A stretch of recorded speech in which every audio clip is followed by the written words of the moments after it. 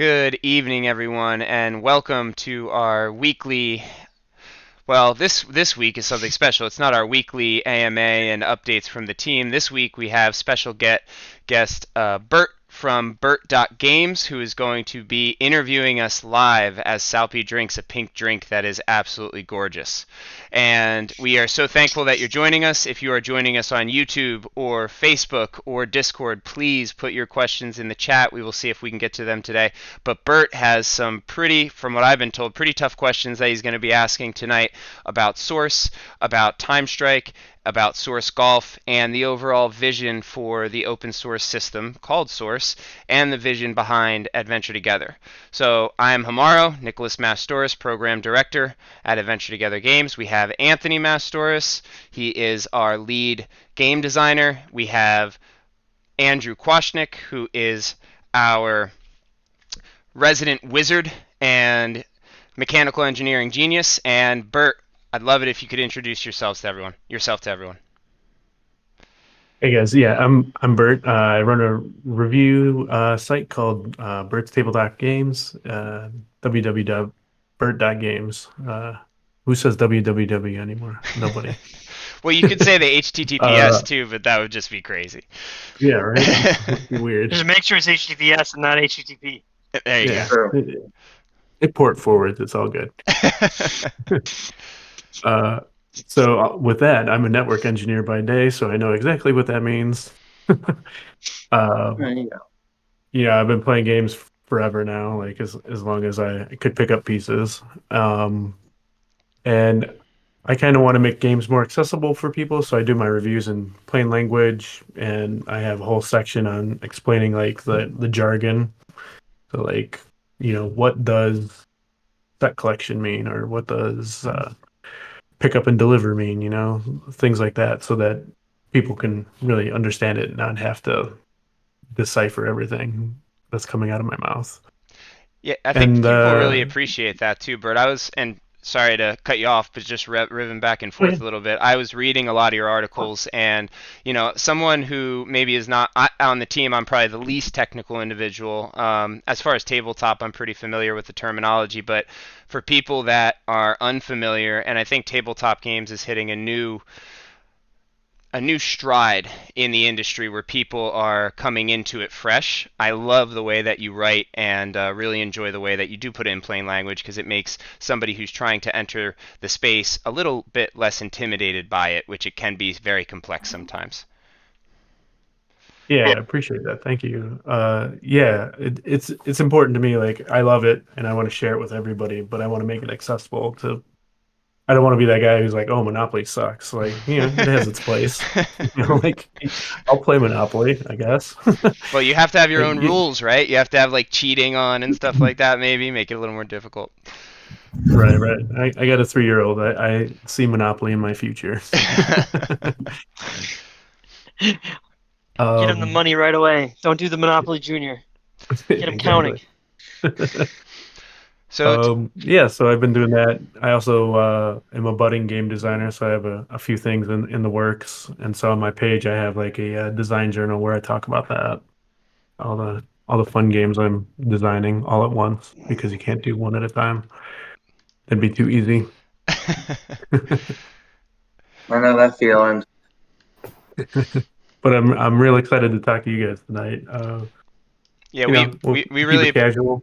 Yeah, we really appreciate you joining. Shaper, or Chris Torres, has joined the call. He is our lead of creative direction here at Adventure Together. Chris, thank you for joining us. And we, have just been telling everyone what we're going to be doing tonight, and we're super excited to get started. We're super excited that Bert has decided to join us, and we can't wait to see what he has in store for us. Hey Bert, great to meet you. Happy to be here. Good seeing you. Thanks for having me out, guys. All right. So I have a whole pile of questions. We'll get through what we get through, and I'm sure you guys' audience uh, will have some questions too. But so the first one I got, so you guys just rebranded in September, the ecosystem for you renamed Escape, or from Scape to Source. So Why'd you guys do that, and what's that mean to your company moving forward? So Jump all, I guess. yeah. I think everybody will have something to say about this. But really, we've been very fortunate since we are a smaller startup. We're an indie company. We're completely self-funded.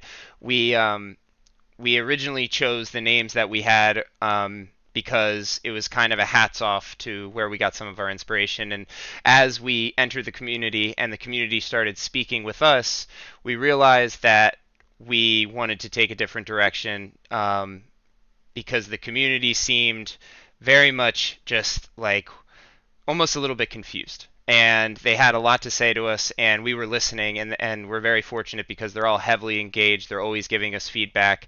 And one day we sat down and we also looked at the company vision and we said, there's definitely a better direction that we need to take our branding. And that we sat down and we thought about what is the vision not only for the board, the system source, but what is the vision for Adventure Together? And you kind of said it earlier, we want to make tabletop gaming more accessible for everyone and make it so that everybody can become involved, and we want to be a community-driven company. That is extremely important to us, and that is one of our values as a company. And we just felt that Source exemplified that. It is an open source system. It is a source of inspiration. We hope it is a source of creativity for some. It is a source of creation itself. And it is a source for your tabletop games. Source is meant to play not just one game, not just two games, but hundreds of games as the tabletop system evolves over time and as the community is creating for it, as well as Adventure Together. And we don't think we have all the answers. That's why this is a community-driven company. We want to hear from the community. We want to learn, and we want to grow together to build the vision for Source and Time Strike. So that was a big part of the rebrand. Chris, Anthony, Andrew, please step in if you'd like to cover more than that. Yeah. I mean, I can jump in on that as well. I mean, you pretty much said it all. But I think also look, the reasons we initially branded the products, what we did, evolved. And you see that a lot with brands at companies. The reasons you started the thing and where you end up finding yourselves, give you a reason to pause and reflect and decide if it's still the right sort of way to talk about your products. And so, being a diehard HeroScaper myself, we're always listening to that community and what they had to say. And frankly, we wanted to respect the integrity of that community and those brands. So that was another reason, in addition to just realizing that there was just a much more powerful story to tell about who we are and what we're trying to do. I think that's all I can really add to it. But ultimately, I think that's why we rebranded the products the way that we did. And I'm glad that we did, because I think now that our vision is like front and center. I think that was always the most important thing. We didn't want the brand names to be a distraction from what we hope to achieve and what we want to represent in this industry. That's awesome. Yeah, and one more. I'll add, Tony. Yep, go, please. Yeah, I'll add two simple points. One was we wanted to make a better distinction between Source and Time Strike. So it seemed that some of the community was confused on what scape and timescape meant and how those two were different or how they were the same. So it was important for us to distinguish what Source was versus any other product we put out. The second part is Scape was, a great name, but as Chris said, we kind of evolved in where we wanted to go. And I think that Scape was also limiting for what the platform of Source will be. Because right now, Source is just a board. But over time, it's going to grow and evolve to a much bigger marketplace, a much bigger, I'll call it a movement. We're working on wall systems. We want to get the community involved in building stuff that would attach to the board. And, we don't know where that will go. It's not always just going to be at the board. And that's what I felt like now that I look back on it. Scape was all about the board. I think Source is more about the community and what they'll end up doing with the system. Andrew, anything? Yeah, the biggest one in my head, at least what Selby brought up, is the distinction between the two products. Is we have Time Strike and we have Source, and Time Strike is built on Source, and so we've got those two distinct entities now. Where before it was you could accidentally mix the two of them up a lot easier, and we want at least in my head I wanted them separated, and I think we've succeeded in that. And fortunately, it seems that the community has responded positively to this change overall. I have seen very few people say, "Oh, this rebranding didn't make sense." I think everybody was kind of saying it, and we listened, and we moved very quickly as soon as we saw the community was speaking to us, and we said, this is what we're built on. We say we're going to listen to the community, we say we're watching them, but if we don't take action, then we're just like everybody else. And we decided it's time to take action, it's time to make the change, and especially before Kickstarter, we wanted to make sure everybody knows that we are Source, we are Time Strike, and we are an open source system for tabletop gaming. Thanks. Yeah, you guys kind of answered my next question a little bit, but maybe we can open it up a little bit. Like you keep calling Source an open source system, which is great, and maybe not all the people out there are techies. So like, let's touch on like what open source means and what it means to the Source system. Chris, you want to lead us on this? I know I can see you smiling down there. Anxious to answer that one. You're muted. You're muted. You're muted. I think we'll all have something to say, but yeah. Yeah, everybody's gonna have something to say about this. Look, this is near and dear to our hearts. I mean, this is something we've always wanted to be able to do, is to share what we create with everyone else and to sort of inspire creation from everybody that gets involved with both Adventure Together as a company and Source as a product. I mean, the brand name is Adventure Together. That came from a place of wanting to share in an adventure, not only with each other, but with everyone in the world, to create adventures for people. So an open source gaming system is sort of a new concept, and we've got our work cut out for us, sort of not only, doing like defining what that means for the tabletop community, but creating a pathway that makes it super clear how you can sort of use it as an open source system. In a nutshell, what we want is for anybody to create any game experience they can imagine on Source. And we're not only going to encourage you to do that, we're going to support you in every way that we can. There's a bunch of different pathways that I see for independent designers and creators being able to use the Source system to bring their games, to the world. And we're going to work really hard to create a pathway for that. That's not something we're just going to say and then, leave it up to you to figure out. We're going to work really hard, hand in hand with you to build that pathway. But ultimately, it's that's what it's about. It's about being able to use this system because people do it already anyway. They sit down and you start to play on Source and you start to think, oh, this would be great for this game, or I'd love to take this idea and play it on this system. We know that people are going to have that desire, and that gets us really excited. We think that all the best games are going to come from the community. We're building our games just to sort of prove that point out right now, right? It's like, hey, here's a way you could do it. Here's another way you could do it. But ultimately, we think that the ideas that are out there, this sort of untapped potential of building games on this three-dimensional modular system is just sort of waiting to be uncovered. I'll jump in. So something from my side that has been just really, really important, and the conversation of open source for tabletop is not something that has really been, what's the word I'm looking for, really been discussed before. Everybody has heard of open source video games, right? Warcraft did it back in the day. There's a lot of games that embrace this, and what that meant is you can go into the system and you can mod using their engine, or you could create your own game using their assets. And what those systems really did was they said, we're going to keep you in here. We're going to make sure that you're building with our things and playing in here. To Chris's point, we named the company Adventure Together for a reason. And it's a really important reason because what do you do when you go on an adventure? You learn, you grow, you face challenges, and you're sharing with each other you're sharing those experiences with one another. And you're not there at the top of the mountain alone at the end. You're there with a group of individuals who have shared in that experience, who have helped push each other along the way. And I think when we say open source, it's not just we want everybody to develop for the system. It's not we want you guys to give us things for source. It's we've been on this adventure for 5 years. We have learned a lot. We want to share with you. We want to bring you along and bring you up where we are and say, you can now make your own game. And now you feel like you have the tools needed to do so because we've been through it.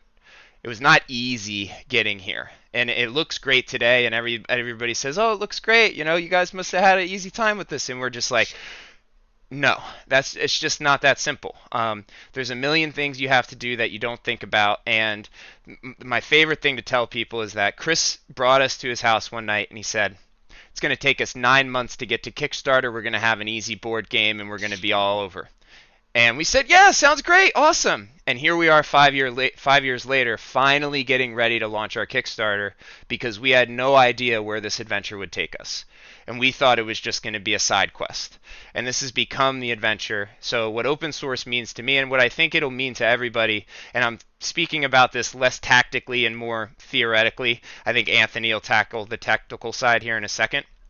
But is we want you guys to be a part of this. I love when people reach out to me on Discord and say, hey, I have an idea for a game. Can you tell me more about Source? Because I would love to make it happen. And tell me how I can do that. And they say, I've only played games before, but I've had this idea, and I think it would work for Source. And I can tell them, these are the things we can start with. This is how we can start you on your own adventure, and we'll be right there with you the whole time. And that's going to go to the accessibility of the system. That's going to go to the ability to change rule sets of existing games, including Adventure Together games that we make, and more. I don't want to touch on that. I think Andrew and Anthony will touch on that a little bit more, but that's just from me the way that I see this. Go ahead, Bob. Yeah, so technically speaking, obviously as a software engineer to, a network engineer, technically speaking, the word open source means something very specific in the world of computing.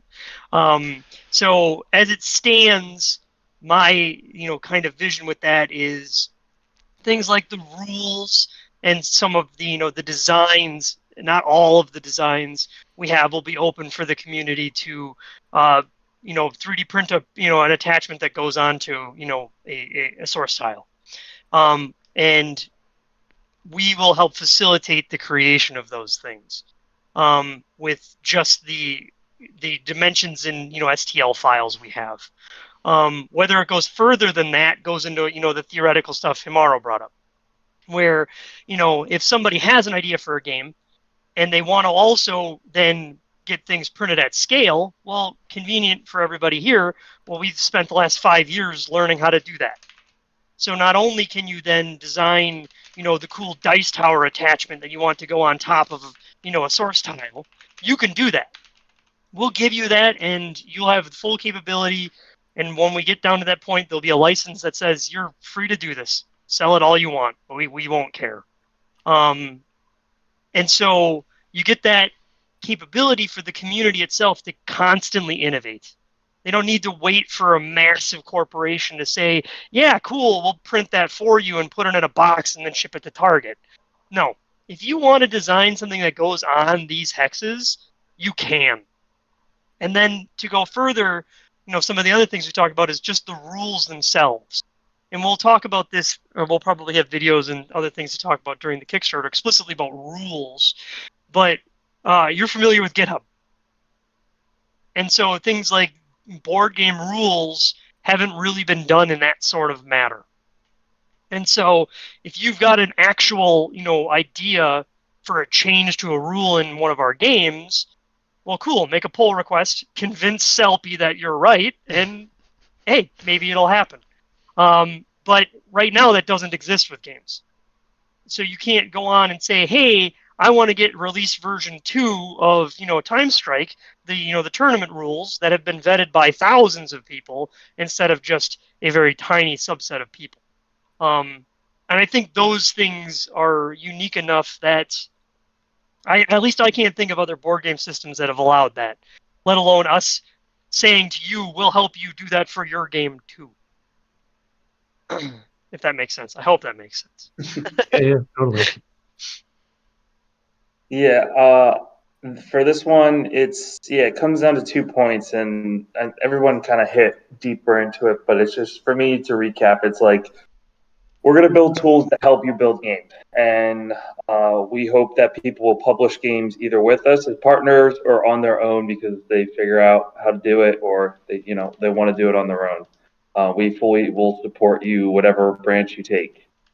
And then the second part, figuring out how the maker community gets involved as far as the sharing files and STLs and allowing people to help us kind of along the journey of building different pieces for Source. And that's something that we'll probably tackle a little later on once we kind of figure out what the product is and how people, use it.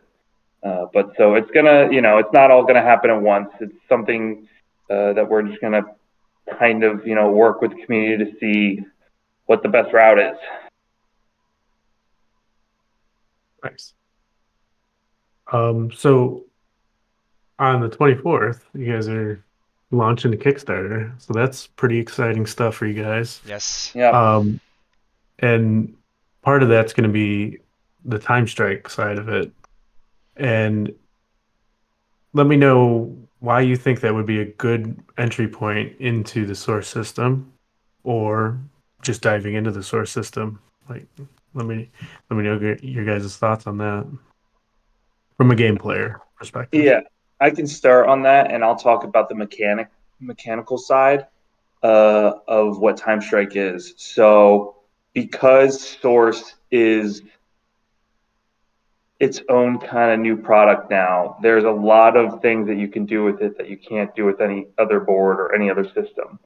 One is destruction and building. So Time Strike does have those features involved where you're building roads, so you're placing hexes down, or you're mining, so you're removing hexes from the board, or you're placing down walls, or you're literally toppling over mountains and bridges and seeing units fall from the sky down. The next part would just be the modularity of the board. You build it however you want, and the game will scale and figure itself out for as big a world as you want, as small a world as you want, as high as you want, as flat as you want, all over the place. And you'll have lots of different characters that can take advantage of so many different areas of, lots of water or lots of height or, smaller passageways. So some can get under and some can't get under.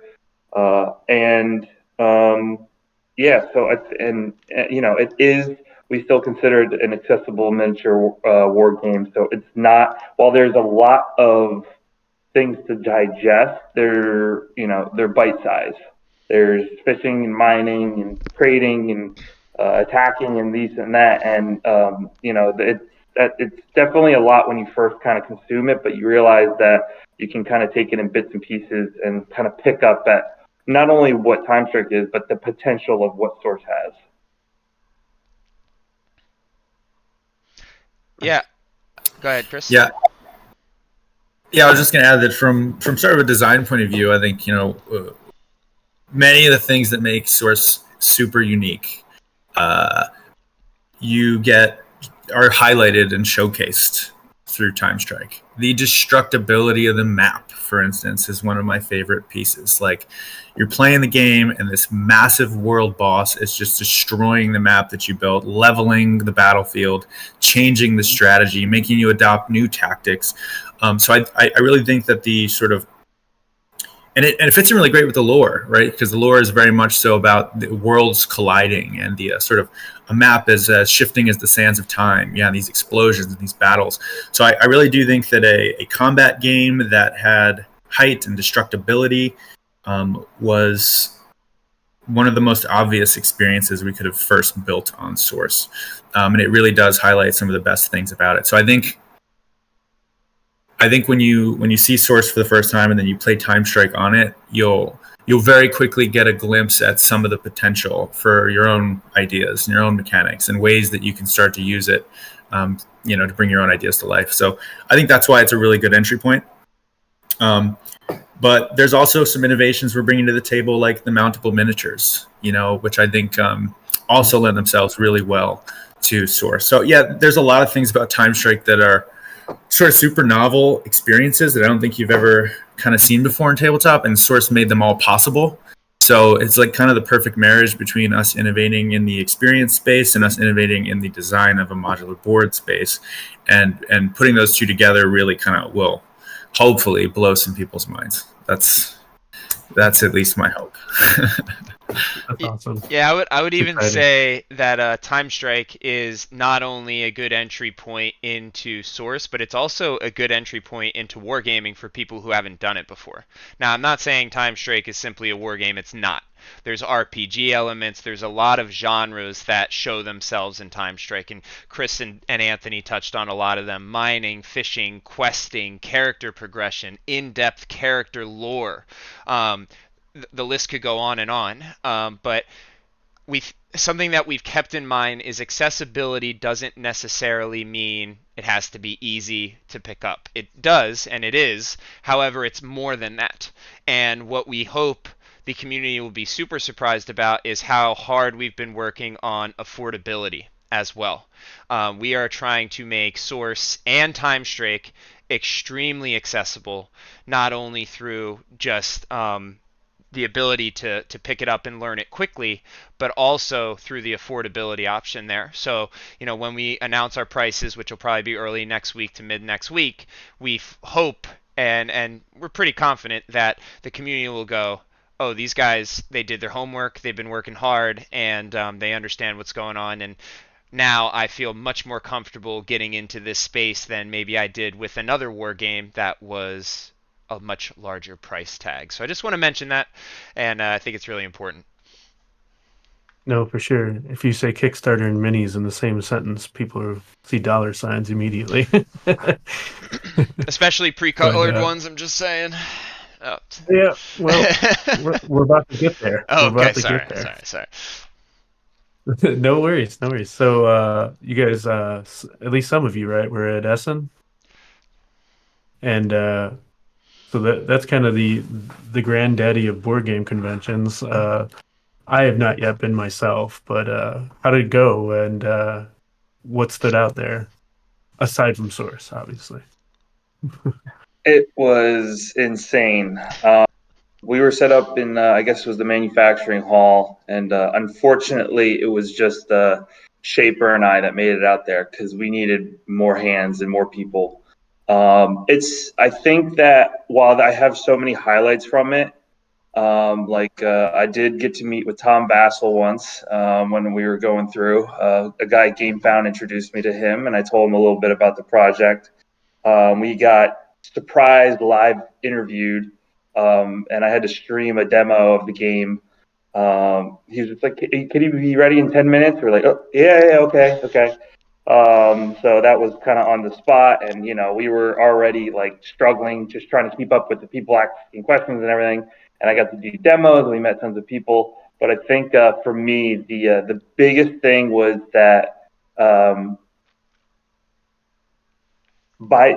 so we've been to Gen Con and we've been to Spiel now, and I think something that stands out is by the end of each con, we've already formed a community of people that come back every day to hang out, to talk, to spit ideas with us. And shout out to Grizzly Gamer and Kurt and some of the other people that were just like already friends. Like by the end of it, just spitting ideas, hanging out, and yeah, there's always just seems to be we're 2 for 2 for just putting together a community real quick at a 3-day convention or 4-day convention. I don't know if that's Shaper. You're muted. That's why you go, right? Always on mute. Look, Spiel was absolutely amazing. I mean, I had the time of my life at Spiel. We obviously announced some big news. We made, for me, obviously from a business point of view, I'm always looking there to just build new relationships, to find what the next best idea is and what the next best process is, or really how can I better serve the community we're trying to serve. And so that was really my mission heading in there, was let's try and find some of these opportunities. Let's build some great relationships. I think that one of the reasons I absolutely love this industry is that right there, is that everybody's kind of on that same mission. Where's the next best relationship? How can I sit down and create the next best experience with someone? And so it was really incredible to see. And also, it's a massive event. I mean, I think they expected 200,000 attendees. I don't know what the actual numbers are, but I can say from just being there and walking between the floors that it felt like more than that. It felt like a lot more than that. We were technically in the expert area. So we were surrounded by, pledge management companies and companies like really doing unique things. Lots of manufacturers. A core focus for me was, of course, meeting with all the different manufacturers that are there. I'm always really, really, interested in learning about what the latest and greatest capabilities are in the industry and who's doing what best. Again, it all comes back to how can we better serve the community we're trying to serve. So had a lot of high-level meetings, but yeah, one big highlight, or probably two big highlights. One was the announcement we made about pre-colored minis, and we made that with Mind Mini Factory and Only Games, who, I think everybody kind of knows them. If you like miniatures, you've heard of them before. But that was just an opportunity for us at Spiel to just deepen that relationship, spend a lot of time talking to their CEO, walking the show floor with them, seeing the kind of cool stuff they're coming up with and they're enabling. And then had the awesome opportunity to meet one of the founders and co-owners of BattleTech, who was obviously very interested in Source and what we're doing. But yeah, I think, so the highlight of the show for me was we had some kids come to the booth and they didn't speak a lick of English, but they didn't need to because they saw the Source tiles and they were like, oh, I know what to do with this. And I had just spent, I don't know, maybe like 30 minutes crafting this beautiful map, right, to just sort of show off to anybody that walked by. And these kids, just with zero respect for my creation, just started taking it apart and trying to build the tallest thing they possibly could. And we didn't need to speak the same language because this sort of building and this creativity is it's universal. Oh, there you go. Selfie put the picture in chat. So yeah, me and these two boys just sat here just like laughing and trying to push the limits of what was possible with it. And, to this day, we've been working on this for years. We'd never tried to do that, but now I kind of know more or less what is possible on Source thanks to these kids who just kind of wanted to explore and experience it. Their mom was watching from afar, laughing like crazy. So this was probably the highlight for me of the whole event, was just realizing that the future generation of kids that get to play with a tool like this, and we'll get to experience games on a system like this. That's what's most rewarding for me as a developer of games and as being part of this industry, is sort of getting to light little fires like that and set off sparks, in the imagination of kids and the next generation of gamers. So yeah, Spiel was incredible. And, you come home with nothing but momentum and nothing but like drive to get right back to work. And I think that's how Tony and I felt immediately. And even on the plane ride flying back, all we were doing was concepting out the next idea. And even on the last day of the event, we went back to the hotel room and we were like, oh, all right. And we like play tested and there's so many ideas are born out of this and so many great relationships and experiences. So only incredible things to say about Spiel and the people that we met there. Awesome. So speaking of Essen and the big announcement you guys came out with, let's talk about that for a second. Yeah. Who wants to grab this bull by the horns? I will, because I, for years, have been trying to figure this one out. I think that, pre-colored minis is obviously something that made HeroScape great. It was part of the reason as a kid I was so enamored with it. Was just out of the box. It was the most immersive thing you could possibly get your hands on back then. And so when we set out to, build Source, and I kind of, this is going back a bit, but I learned 3D sculpting. I was like, I need to learn to 3D sculpt so that I can start to build these incredible miniatures and I can start to build my own company. I mean, miniatures, I love miniatures. And I think pretty much every game that I touch will probably have a miniature in it in some form or another, just because I do absolutely love them. But I always wanted to find a way to get them colored again and make it affordable. It wasn't, obviously I want that immersion. I want that level of high quality in everything that we create. I want that to be a signature of Adventure Together in anything that we touch. But the price has always been so prohibitive, and obviously the reasons that the price was so affordable in the past were unethical, highly unethical, and so they're never going to come back. And I think that's a great thing, that this industry, has that heart to sort of change bad practices, even if, they were working from a money point of view. So I've been searching everywhere. I mean, we looked at every sort of different manufacturing process, and we were talking to everyone we could in the industry and exploring what was out there. And then, one day I made the connection with Alex Ziff over at Only Games, and he has this vision for an on-demand world of gaming where, every tabletop game you get from now on can just be shipped to your door like you bought it on Amazon as soon as it's ready, even while it's in development. And so him and I got sort of talking about that, and he was sharing this new technology that's available that enables you to print, minis in full color, and it's not what you've seen before. So it's there's a lot of companies out there sort of printing. I'm not going to name names, but printing colored miniatures that the quality is not fantastic. You look at it close and you're like, it's colored, but is it as good as a resin print? Off my 3D printer that I paint by myself? No. I can tell you that these, when you hold them in your hand, they look just like they came fresh off a resin printer at 0.25, 0.025 millimeter layer height. And then somebody took a paintbrush by hand. But this is the crazy part, is that it looks better than if you painted it by hand, because there's some techniques that you can enable through this technology that even if you painted it by hand, you wouldn't be able to. Can you show it, Chris? Somebody's asking in chat if you could show a miniature or no? No, they're at my house and I'm not home, unfortunately. So I just posted in chat. We'll get them. I'll start. Chris is going to pick one up tomorrow, and then I'll have one, and we can both start sharing some pictures from my end or our end. Yeah, we were blowing people's minds at Spiel when we're like, "This is not painted. Here you go. Hold it. Look at it." When I walked from our booth to go meet with the guys from my mini factory on the first day, I had 3 of the birds that we put pictures out in my hands, and I got stopped about 6 times by total strangers that just went, "What is that?" That's the level of table presence that I think is possible now with this pre-color technology. Now, what's most exciting about it to me is that I know, just based upon how technology works, and if you followed 3D printing for a long time, that new technology comes out, it's really expensive, sometimes prohibitively expensive, and material costs are high, especially if it's a new material. But what you'll start to see is more and more people adopt it, and they will, that the price of the machine will go down, and then as more and more prints are happening, the cost of material will go down, and inevitably that'll drive the cost of the end product down. So I see this product over the next 5 years just being the standard for pre-colored miniatures in the tabletop space, and I don't think that there's going to be a need for hand painting anymore. And I'm really excited about that future, and I'm excited that we at Adventure Together got the drop on the opportunity to be the first in the world. There will always be a need for hand painting, Chris.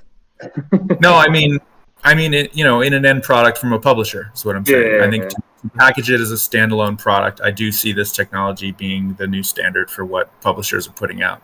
Obviously, I love to hand paint things, and I've hand painted hundreds of miniatures. I'm not going to stop.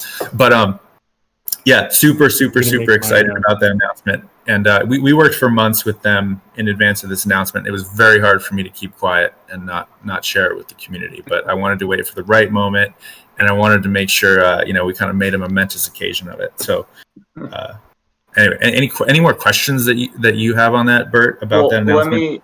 I just want to point out one thing, that Chris put so much effort into finding what that workflow looked like, as far as taking a miniature, hollowing it out, unwrapping it, figuring out the best way to paint it, make it airtight, all these different things, just so that he could just pump out these miniatures. Wasn't a simple task. We're literally working back and forth with Only Games, would it print better like this? Would it print better like that? There's no normal way to do this right now. There's no right way yet. This is still a very new technology, and Shapers has been busting his ass with Only Games to figure out what's the best way, the most cost-effective way, and the most beautiful way to put these miniatures together.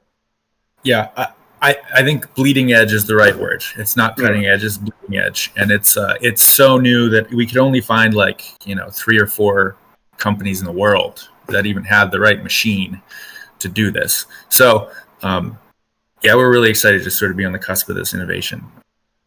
I'm personally amped about the implications of it. I'm excited to see those pictures. Yeah, we'll share them. The release videos looked awesome, and I'm really excited about that. Does not look like anything else on the market right now. No, because what you can do is the quality you'd expect to see in a AAA video game now, you can print off a machine. So hand painted, it'd take hours and hours and a very skilled artist to do it. But you're basically using existing material libraries that you would use to texture 3D assets in a video game. But you're applying that to a miniature, and then you're just printing it out in full quality. So I would say that the next batch of miniatures that we revealed are going to be the Time Strike miniatures that would come with the pre-colored box that you might back. We'll show those off because I think that'll push the quality of even what we've done previously way further. And I'm super excited to see them. So, I've personally ordered a lot. So when they show up at my door, I'll be sure to show them off to everybody. Oh, my unpainted minis are getting jealous over here. Well, I just want to mention, as part of our Kickstarter, we are now offering Time Strike Shadow of Fear pre-colored tier.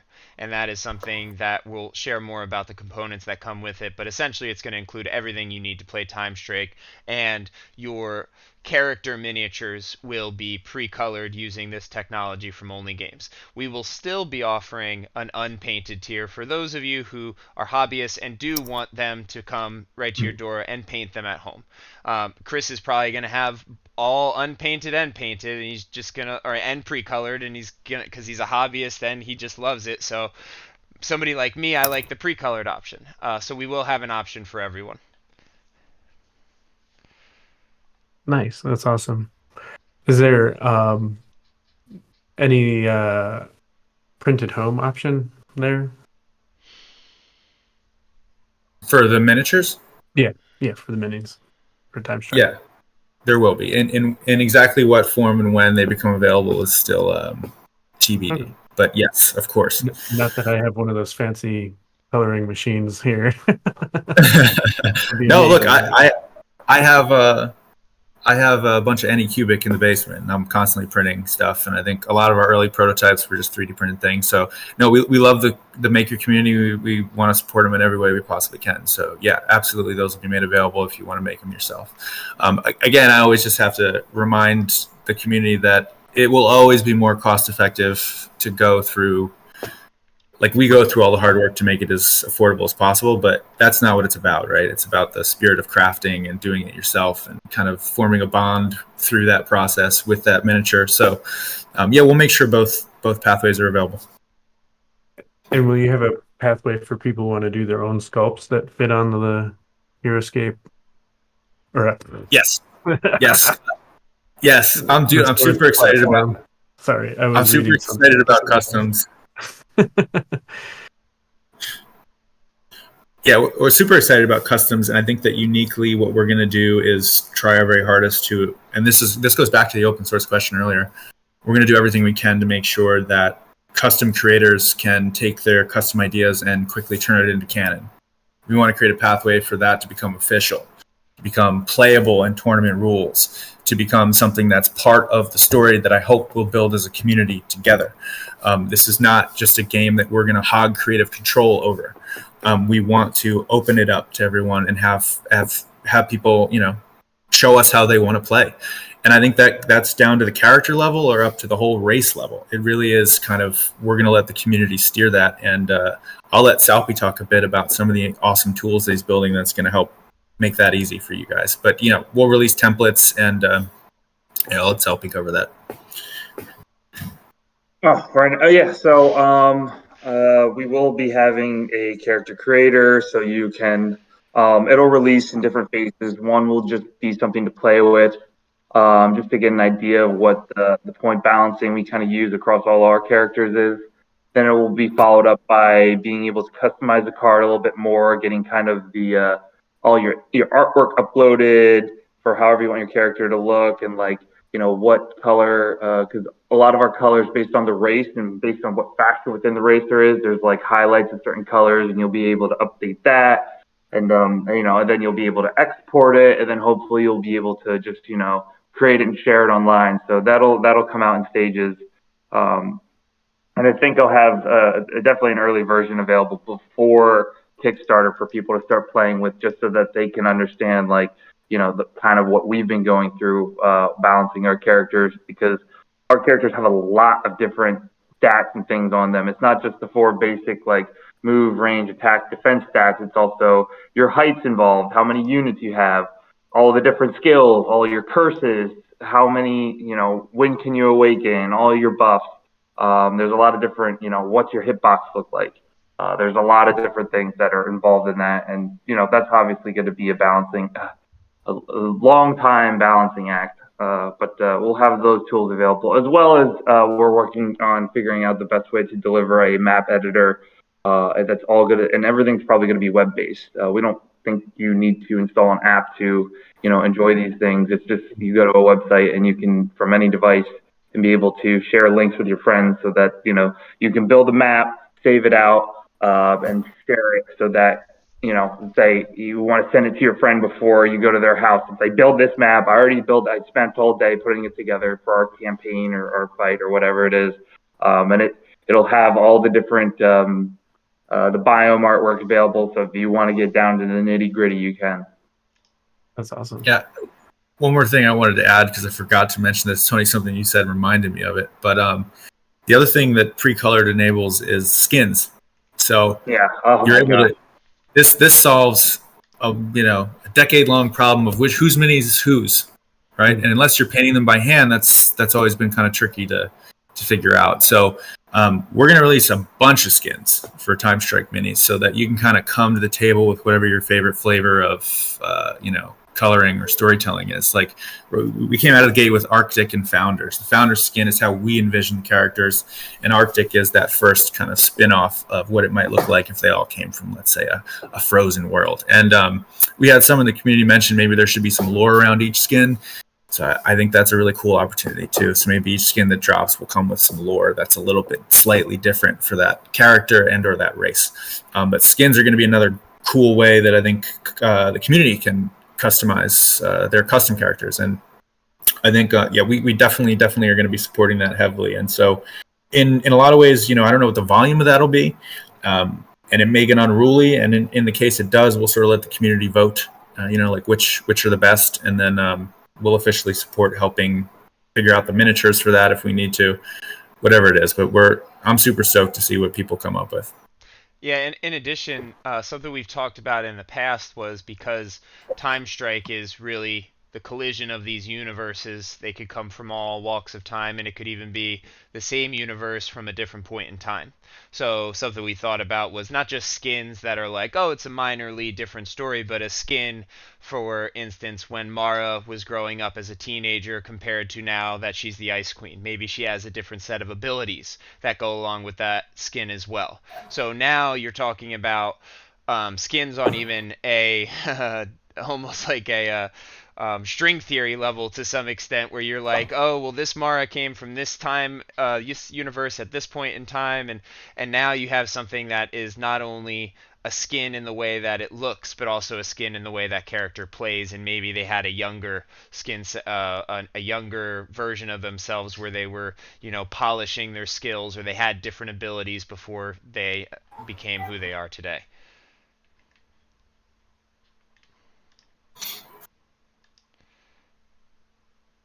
So I got just a few questions left.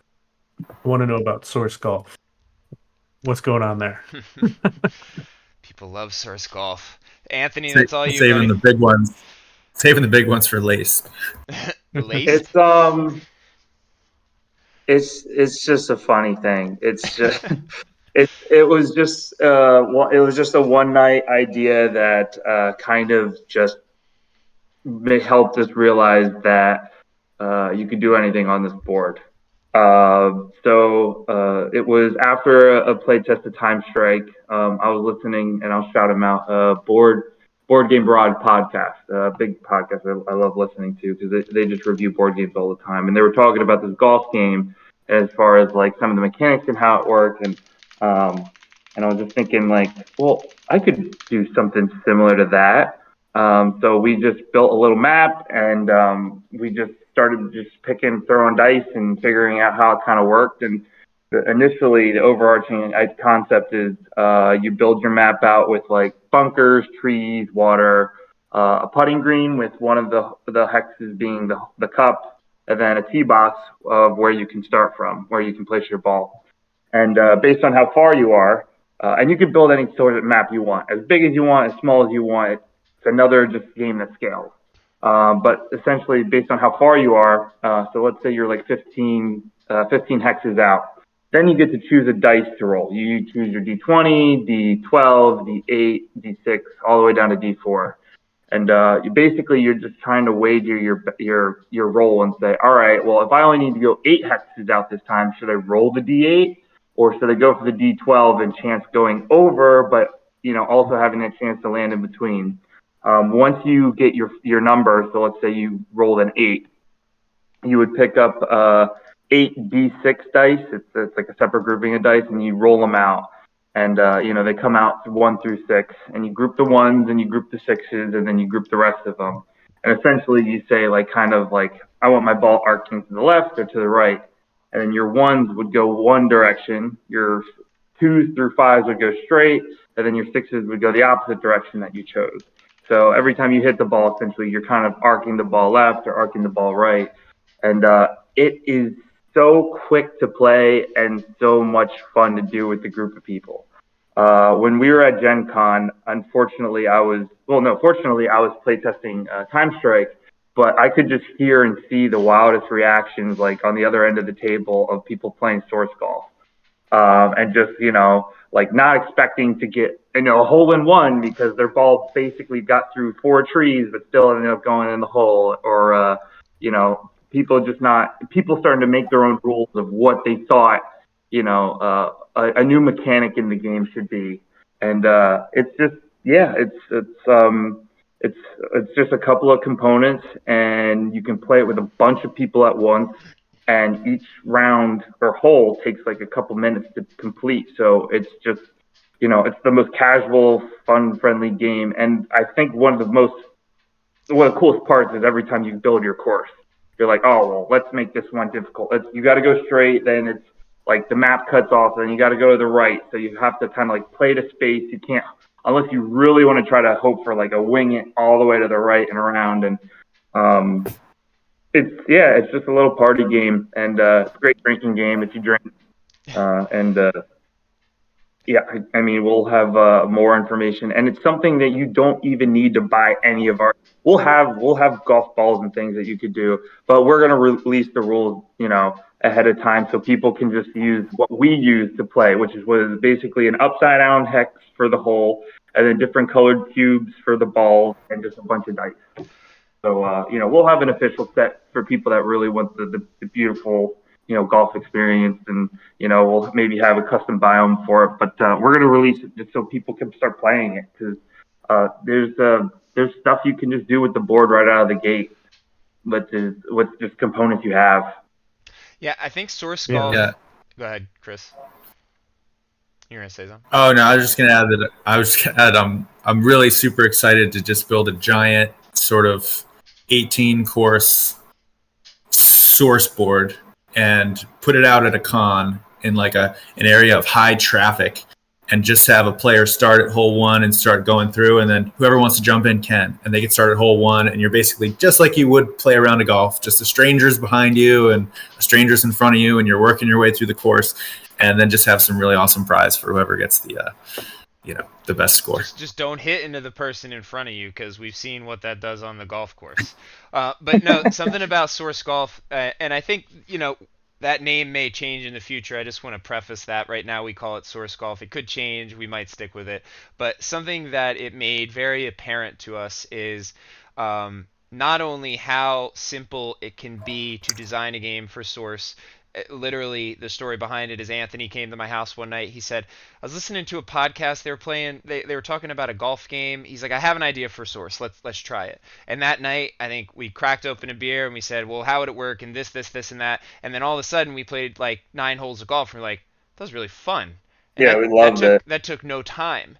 And that was a really powerful moment for us because it was just like, that was simple. It was easy to pick up, and it just vibes with the goals of Source. You can get the hexes and tiles in front of you, and if you're into something or if you're inspired by it, then you can apply your passions to Source. And Anthony and I just happen to golf. We golf pretty frequently, and he was like, it's what if it's a rainy day and you don't get to go golfing? I was like, well, let's golf on Source, and it just worked out so well. But something else that I really found inspirational was at Gen Con.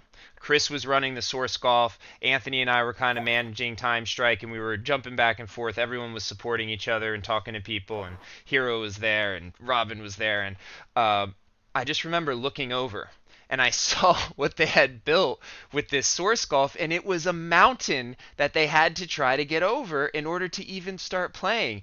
And they had magma, and they said the balls were melting and getting destroyed, and they were applying their own rules live as they were playing. We had to specifically with that, trying to get it over the mountain, we had to apply a rule called erosion because it took us so many darn rolls we couldn't get out. So we were like, all right, every time we fail, we'll erode it a couple hexes down. So I guess that game took, I don't know, decades in game time. Yeah, and I think basically what was happening, if you think about it, was they were forking the rule set live. They were sitting there and they were saying, well, what if we did this? What if we did that? And they were creating their own rule set. And that is a huge vision behind Source is, just because we give you a game, and Anthony says this all the time, people ask him, well, how long is a game of Time Strike? And he says, well, the way we've designed it, it's 30 to 45 minutes per player. But there's a lot that you can modify if you want a hardcore experience where it would take longer, or if you want to cut down the time where it would take shorter. There's certain rules that you can or setups that you can just modify to make the experience your own. And it's not just Source that's open source. It's not just the rules that are open source. It's the games themselves that become open source. And when we're developing them, we're keeping that in mind. Like, okay, how do we make this so that it provides a template for an experience that is consistent, and then they can fork. And they can fork again and fork again and fork again. And Anthony has done such a good job of this, and all of us have. I mean, we talk about it all the time. This is what we live and breathe. And now it's resulted in something when you go and you sit down and you see it happen live right in front of you with people who have never touched the board before, were introduced to it 10 minutes ago, only have an hour of playtesting time, and they're forking rule sets in the middle of Gen Con. It was just really, really, I don't know, like we put it out there in the universe. Thank you. Yes, reinforcing that our vision everything has been, is going in the right direction. Oh, that's awesome. I really, it struck me like when you said that you turned one of the tiles over for the hole, like the outside of the box, like use of the tile. That is kind of awesome. Yeah, one last thing I'll add is that kind of just to piggyback off the ending of what Hamaro said was that, yeah, when we approach our games and we approach our rules, just kind of like our board is modular, we try to take that approach with just how the game flows as well. And that's what opens up a lot of the potential for, people to modularize things as well. But, yeah. Yeah, that's awesome. All right, so here's a tough question. So what you've told me what you're doing in October. You've told me your vision for Way Out There. So what's next for Adventure Together? What's the past the crowdfunding? What do you guys see doing in the near term? Who wants to go first? All right. Everyone's got their own ideas. Go ahead, Chris. Have a bathtub full of tiles. Let's go Bob first. Let's do Bob first. Bob wants to bathe in tiles. That's the first thing he said when I met him. Yeah, I mean that's the thing I love most about this is just having tiles and just the endless ingenuity and just literally just being able to sit down with every person I've brought over to my house. It's like here, and I'll hand them this box of tiles, and it's just like go. And that's really what I want to do. I mean, it's still what I want to do. It's when I first got the box of tiles from Shaper, I was literally, like, kid in a candy store, Christmas Day, open up the box and it's tiles. And it was so much fun. And I really, really hope that it's the same for everybody else. That, right after the Kickstarter, when we get these things shipped to you, that it's going to be Christmas Day. And I even want that from the more tiles I'm going to get when I buy more of them. So I'll add, well, before I say it, and I know you mentioned, after crowdfunding, but I think it's super important, at least for me, because I'm always thinking a little too far ahead. But we have to deliver to backers. It's our number one most important priority. Right? Crowdfunding will happen, and we have nothing else to think about, nothing else we'll care about. That is, promises we make, we're going to keep them. We're going to do everything we possibly can to over-deliver on the promises that we make. So that's obviously priority number one, and everything else is going to have to wait until we've delivered on that promise. Following that, I'm looking forward most to spending probably the rest of my life taking this entire industry on an adventure, just a wild and crazy adventure where I plan to innovate fearlessly, and I plan to collaborate, with love, and just sort of drive this industry in a direction I think it needs to go in. I think that when we looked out at this industry, what we saw was, the need for innovation, the need for better communication and collaboration between players and publishers. And what we also saw was that line starting to dissipate, that with, the new reality of the internet age is like, I don't have to guess what players of games want. I can just talk to them. I can just say, hey, what's up? What do you want? It's really that simple. And I think that coming from the point of view of a player of games, I was starting to get really frustrated that seemed impossible. Like no publisher was listening to the feedback that the players had. So, oh, hey here. And so I wanted to find a way to change that, and I wanted to find a way to be, the most community focused publisher of games that we could possibly be. The thing that really gets me most excited, though, is to do things people don't think are possible, and to do really, really big things. I like to challenge myself and achieve big things. So I think as a publisher, what you're gonna see and what you should expect from us is, a focus on bringing everyone along for the ride, a focus on, always listening and serving the community that we're creating games for and with, and just expect us to constantly be challenging the status quo in a big way, in a very big way. And I think that to kind of hint at the next thing that I want to do is I want to take on wargaming. I think more broadly, I look out at the industry and I look out at war games and the state of them and how rule sets are being released and how they play. And I've had an idea I've been kicking around for, I don't know, the better part of 5 years now since we started the company. And I think I'm ready to start collaborating with some of the bigger players out there in the industry. And I've been having really, really good conversations. And so I think the next thing you'll see, for me at least, is a focus on trying to sort of shake up the world of wargaming. Not your accessible war game, but the big players. So that's kind of where my focus will probably be in the next couple of years, post delivering on our promise, and obviously continuing to develop the wonderful world of Time Strike with all the players that are playing, and then Source. There's so many exciting things we're going to do with that. The hardest thing for me is choosing where to focus and when, because there are so many things I'm excited about. But I think another thing you could expect out of Source is, I've talked about it a bit before already, but a modular and destructible wall building system. Something that you can build out and up in any direction, that enables you to sort of create any building you can possibly imagine across any theme, just as flexible as the source system itself is, just as beautifully designed and engineered, that works just as well, but then also enables you to, destroy it without compromising the structure. So while you're playing, blowing up just a single wall or a group of walls, and the whole thing is still standing. So I think that's something I've always wanted to see. It's something that we're already kind of churning away on behind the scenes. So those are some things I think you can expect from us next. But everybody's going to have a different story to tell. So I guess I'll hand it off to Salpy. So for me, I mean, my goal, I've always just wanted to be a game developer, and I've finally been living that. And I don't think I'll ever stop doing it because it's all I can ever think of. But as far as where I want to take Source, it first comes to once our Kickstarter funds and we get some extra revenue in our pocket so that we can start like building out everything. We can start focusing on the app, because that's going to be the key tool for giving the community. I think someone asked the other day, they're like, I have an idea, where do I start?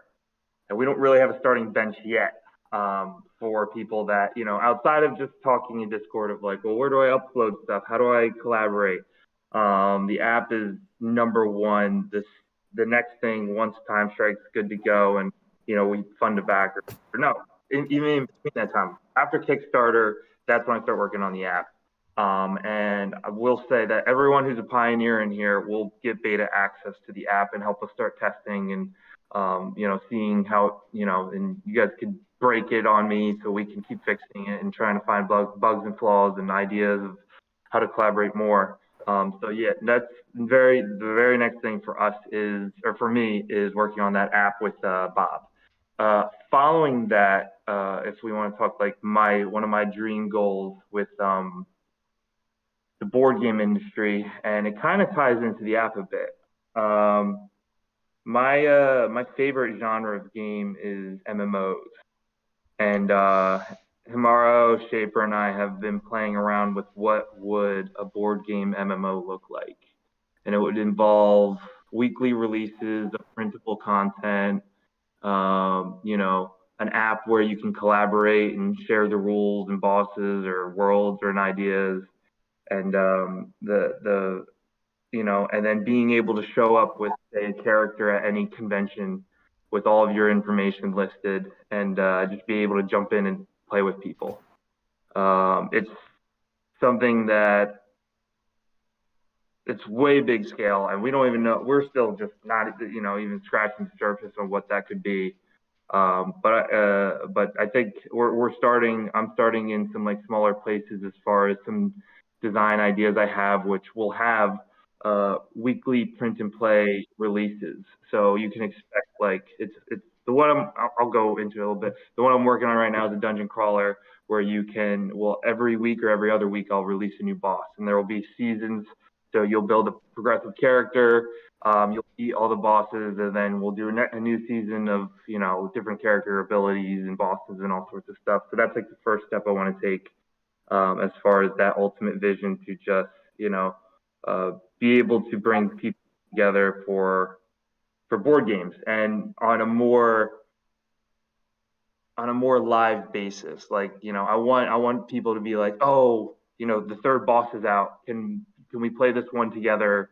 Because I haven't been able to beat it with my team, and can we combine teams or something like that? And yeah, it's just like it's me combining two of what my favorite things are now, which is MMOs from video games and just board games, and seeing if there's a route. And I'll pass it to tomorrow.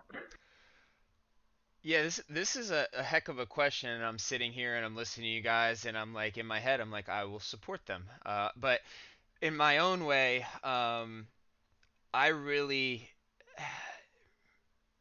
a while ago I started kind of wondering where I fit in this team, and I think it's become really clear to me where I belong in this adventure. And I think it is in a support role, but I also think it's in a community role. So where I see myself is with everyone here. I see supporting the building of an app and being a program manager for that, and then helping with the realization of our long-term visions in the way that we are now going to maybe, and Anthony and I, we all always talk long-term vision, and now I am struggling to get the words out, but building an MMO. And I think what I'm really curious about is, where do you guys want to see us go? That's what I keep coming back to. What do you want to see from Source? How can we serve you? And I think Chris said it really well. He's like, we're here to kind of serve the community. We have our own visions, we have our own dreams, and we're not going to stop. Don't get us wrong. But we also want to make sure that you guys are a part of those visions and those dreams, and we're making your dreams come true the way that we're making our dreams come true. This title, Adventure Together, and this open source system that we are so invested in, as soon as we step away from that thinking, we lose everything that we built.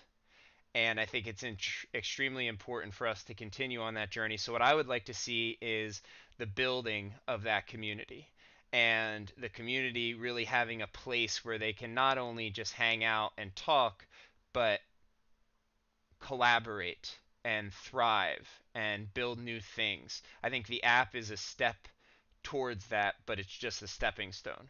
I think that an MMO is a step, but it's just a stepping stone. I think that every day we wake up, we say, okay, this is what we want for Adventure Together, but what do you guys want? What do you guys want to see with Source? So I guess what I'm trying to say is, you guys tell me what you want to see next, and I'll make sure that we're working towards it in some sort of capacity, or that we are working with you to bring your dream to fruition. And that is really where I see the next steps for me. I think obviously the most important is our noses are to the grindstone right now, and we're getting you Time Strike, we're getting you Source, we're going to have a successful Kickstarter, we're not going to be beat by anyone, we have tooling, we're ready to go, we are full of energy. Chris and Tony are back from Spiel, everybody is pumped up, everybody's hyped, we're here every day. But when Kickstarter's done and the dust settles, we're still here. We're not going anywhere, no matter how successful we are. We're here for the community, so you guys tell us where you want to go next. Hero? Hero, anything? Yeah. Yes. Can you hear me? Yep. Okay, so Bert, and I was late to the call. It's a pleasure to meet you. I'm Hero. I'm a co-founder and lead lore developer on the Adventure Together team. It's a really good question. I also feel like Nick in that I've had to think long and hard about where and how I fit on this team. And I think we've all had different moments of leadership, and where it makes sense for different people to lead at different times. But for myself, I'm a very creative person, and in my day job, I do a lot of creative work, and my role is to kind of bring vision to life, and I do that through storytelling. I do that through writing, and through art direction. So what's really important to me is kind of the game design process itself, that creation process. And this team in particular, we spent a lot of time in that process. We've been doing this for 5 years, and we spent a big, the chunk of it just creating with artists and sculptors, the engineers and the writers, the animators. We were just creating like in a frenzy, and that's where I'm the most empowered, and I like that empowering aspect to other creators. It lifts other creators up and it brings out their best work. And we work with some absolutely incredible artists that I want to keep working with. I want to keep creating amazing work with them. For me, I'm not a gamer in the sense that probably the rest of the people on this call are, but I do care about experiences, and that's what a game is to me. It's a curated experience. I care about the flow of that experience and how impactful it is and how memorable it is. And to me, that really comes through with the art and the storytelling, and then obviously the underpinning of the amazing mechanics. So for me, it's experiential. Keep creating those moments that people are just go crazy for and love and bond over. So that's me, and I'll pass it off to Bob if you have anything to. Real quick, Bob. Chat. I just want to mention we're also working on new biomes, new expansions. I was very emotional there, but we are working on so much that will be coming out right after Kickstarter, and we'll be making available. I didn't use that language either, but basically it's pipeline. Yeah. Like, we are working on our pipeline. We have a lot in the works that we're developing and designing together. Yeah, Hero, also, maybe you should touch a little bit on the way you're thinking about pushing the immersive experience of board gaming. Some of the things you've been kind of churning away on behind the scenes that maybe even the Adventure Together team hasn't heard about. You could just sort of tease it a little, sure. if not go into full detail. Okay. Yeah, I've spent the last 8 years in the consumer fragrance and flavors world. And through that world, I've met a lot of co-packers, a lot of food technologists, and people that kind of develop products in the food and beverage space and in the fragrance space. And in that industry, it's all about creating powerful and immersive experiences. And that's not so different from the board game or tabletop gaming industry. It's about creating that immersive experience. So just starting to think about how we can apply some of being more extra sensorial to our gameplay. So in addition to being so tactile with all our pieces, everything's hands-on, you're building, it's all happening in real time. How can we add other senses to that experience? Your sense of taste, your sense of smell, creating that ambience or kind of really enriching an experience. So those, so some of those ideas are in the works. Like I said, I do that in my day job. So there's some ways to kind of make a crossover that this team will be talking more about. Yeah, I think in the future that's another signature we'll be known for. It's probably the most immersive and curated gaming experiences you'll ever have as a group, and more on that soon. The forest biome tastes like I'm forest. curious now. Snozberries taste like snozberries.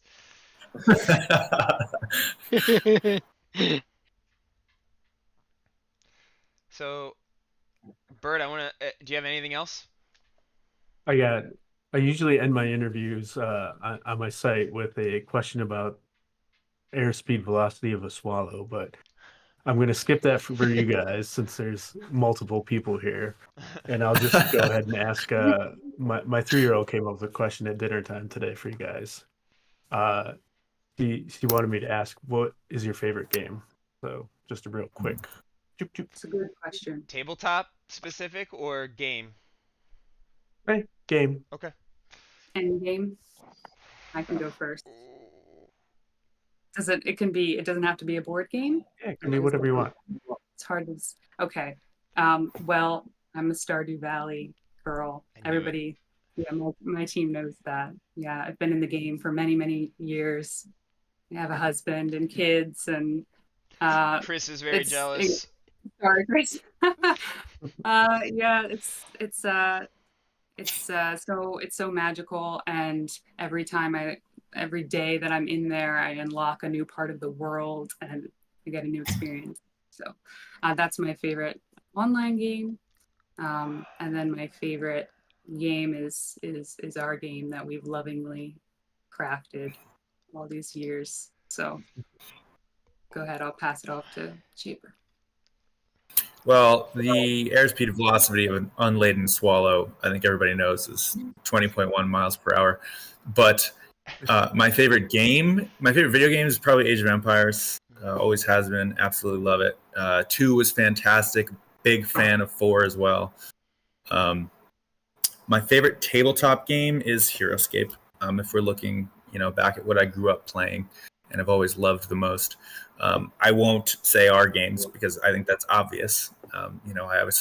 We create games here that we love, but I won't cheat and say those. So those are probably my two favorite from tabletop and from the digital space. Anthony, I want to know your answer. And I'll hand it.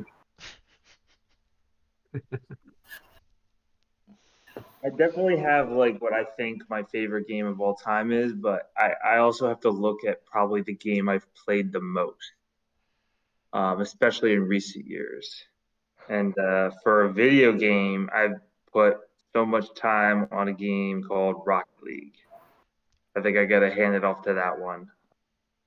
I love the competitive aspect and kind of the quick rounds of it, or quick games. For tabletop, I'm not quite sure. I don't think I've played a lot of tabletop experiences I like, especially over the past few years, testing lots of things. But I don't think I still have, hit that one tabletop game that has captured me over the others yet. And I'm speaking outside of, the one that I've created or we've created together. So yeah, I'm still exploring a lot of the tabletop world and what hits my fancy, I guess. Bob, you want to go or you want me to go? Yeah. By hours, unfortunately, it's World of Warcraft, but that's just by hours. At least looking inside Steam, it looks like Europa Universalis 4 comes in with the most hours in there, well over 1,000. But when it comes to board games, I actually do have a legit answer, and that is a board game called Careers. It is from the 1960s, and it was one of my family games, and it's so much fun to play. You literally make an equation for what you think is most important in life, and you measure it between money, fame, and happiness. And you play the game, and everybody doesn't know each other's equations. And you play the game going to figure out your equation. Whoever gets the equation first wins. So if you choose that you want to get all the money, well, yeah, go ahead. You might win. You might lose. You might choose to get all the fame or all the happiness. And so it's so much fun playing that game with your family. And I'm the youngest of 7 kids. So we had to change the rules to every game we played because no game could have 9 people plus playing it. It just didn't happen. And so we always did that, and we always changed the rules. And so that's another reason I also really love Source. What we have here is it's just my family just had rules for every game. We literally, you can open up a box, and there would be a sheet of paper inside there with the new rules written. In every game. So, yeah. My favorite game of all time is a game that came out in the 90s, and it was a Korean MMORPG, and it was called Ragnarok Online. I still play it to this day, and it is ancient and funky, but it is the place where I could disappear for a long time and be completely engrossed. And it's a game where it's a heavy grinding MMORPG with heavy character progression, but the community in that game taught me a lot. And looking back on it, every so often I realize that that is a game that I could boot up, and if you put me in a nursing home and I was 90 years old and I can only do one thing the rest of my life and nobody else was around, I would play that game endlessly. So that is my best game of all time. My favorite tabletop game, and this is one that I could sit and play over and over and over because I'm so bad at it and I want to be good at it, is Agricola. I love Agricola. I will, if anybody comes over and plays Agricola with me, I will lose. You will be better than me, but I will play again and again and again and again because there's something about it that is so addictive to me. Agricola is 100% my favorite game. Tabletop game. How about you? How about you, Bert? What's your favorite game? Well, right now I've been playing back and forth between a couple games. I love Star Wars, and I'm real into Star Wars Rebellion. So it's like Pitched Battle, the original Star Wars series. It's kind of great. Nice. And then I've been playing a lot of the Ares expansion of Terraforming Mars. Nice. Mm, I heard Oh, Terraforming Mars is really, yeah, good. I Yeah. want to like that. update my board game answer. I think one of the ones I've really loved the most when I first played it was Runebound. If anyone's Mm, familiar with that one, that's a good one. Yeah. that's a fun one. Cool. Well, that's all I had for you guys tonight. It's getting pretty late. So. Yeah. This was awesome, Bert. I really appreciate you reaching out to me, and I appreciate you coming for this really special event tonight, and meeting with the team. It was a pleasure to meet with you, and we will be in constant contact. We'll be collaborating soon. I'm 100% sure on that, and I really just want to thank you for taking the time. If you want to go ahead and plug some stuff at the end of the stream, and then we'll go ahead and we'll do a little sign off on our side. Go ahead, Anthony. Yeah, there was one question in the chat right in the beginning from Ninja-san. Oh, yeah. What He other asked if there games were did? any other names that we were thinking about besides Source. So many Um, others. yeah, there was. We all went on a brain retreat and just like dumped every name we possibly could into each other. There were so many It bad was ones. all over the place. Oh, Some of the I think ones. even when we I think decided on Source, I, like I think it was pretty quick. Like we all saw it and like, yeah, I think we should table this for next week's Q&A. Let's think about it and come back with a list that we can tell Ninja-san. It is almost 11 o'clock. But yes, we had a lot of names, and I think we just need to go through our text thread, which is probably 30 scrolls high, and maybe we could answer that next time. But Bert, yeah, go ahead, plug your channel, make sure we know what you're up to and what you're going to be doing, and then we'll go ahead and sign off from our side. Yeah. So all my review stuff, my game design blog, and all the other interviews I do are all at Bert.games. And I have a pretty active Instagram and TikTok that are also Bert.games. So it's pretty easy to find me there. And there you go. uh, if if Thank you you, guys Bert. ever need anything, go ahead and reach out. And I really enjoyed this tonight. Thank you very much for letting me lead your Q&A. Thank you, Bert. Thank you, Bert. And thank you, I everyone. didn't even get to really show them any tiles on screen. I just tiles. There we go. Drop them all on the floor. There we go. Now I got that out of the way. Yeah, we are going to be releasing a lot more tile stuff very soon. But I just want to sincerely thank everyone who tuned in tonight. Every week at 9:30 p.m. Eastern Time, the Adventure Together team comes together to do a live update and AMA session or Q&A session where we update the community. We answer any and all questions that you have, all things Source, Time Strike, Source Golf, and the Vision of Adventure Together. Our Kickstarter is going live October 24th, 2023. You can get to our Kickstarter at kickstarter.com/project/adventure together/source system, or you can search for Source and Time Strike. We hope that you will join the adventure. Thank you, everyone, for tuning in, and have an excellent rest of your evening. Thanks, Thanks, everyone. Bye, everybody. Thank you. Yeah.